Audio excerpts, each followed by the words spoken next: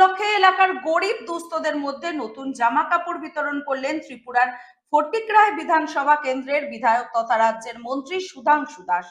এলাকার 6টি গ্রাম পঞ্চায়েতে 300-র অধিক মানুষের হাতে নতুন জামা কাপড় তুলে দিলেন মন্ত্রী।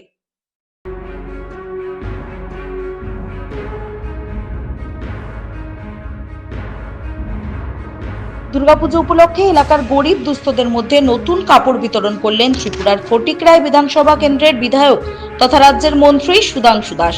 এলাকার 6টি গ্রাম পঞ্চায়েতের 3 শতাধিক মানুষের হাতে নিজ উদ্যোগে এই কাপড় তুলে দিলেন মন্ত্রী।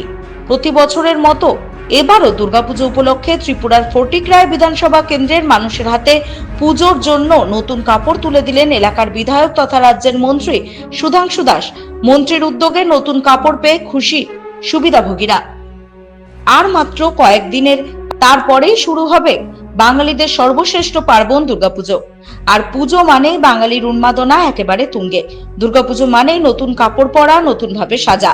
কিন্তু এখনো অনেক গরিব দুস্থ পরিবার রয়েছেন যারা অর্থের অভাবে পুজোতে জামা কাপড় কিনতে পারেননি।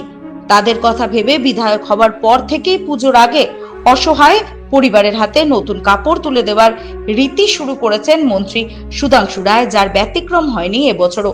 আসন্ন দুর্গাপূজা উপলক্ষে শনিবার ফটিকরায় বাজার নাট মন্দিরে এক অনুষ্ঠানের মধ্যে দিয়ে এলাকার প্রায় 6টি গ্রাম পঞ্চায়েতে 3 শতাধিক মানুষের মধ্যে নতুন কাপড় তুলে দেন মন্ত্রী।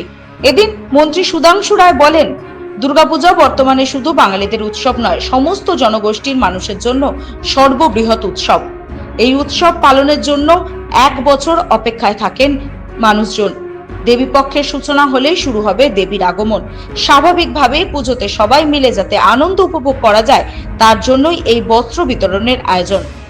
দুর্গাপূজা বাঙালিদের শুধু নয়, বর্তমানে রাজ্যের সমস্ত জনগোষ্ঠীর মানুষের জন্য সর্ববৃহৎ উৎসব। এই উৎসব পালনের জন্য 1 বছর যাবত আমরা অপেক্ষায় থাকি দেবী মায়ের আগমনের জন্য। তো দেবী দুর্গার আগমন ইতিমধ্যে আমাদের মধ্যে হয়ে যাচ্ছে। আগামীকাল মহালয়া থেকেই শুরু হয়ে যাবে আমাদের শুক্লপক্ষ, এবং তখন থেকেই আমাদের দেবী পক্ষের সূচনা হবে।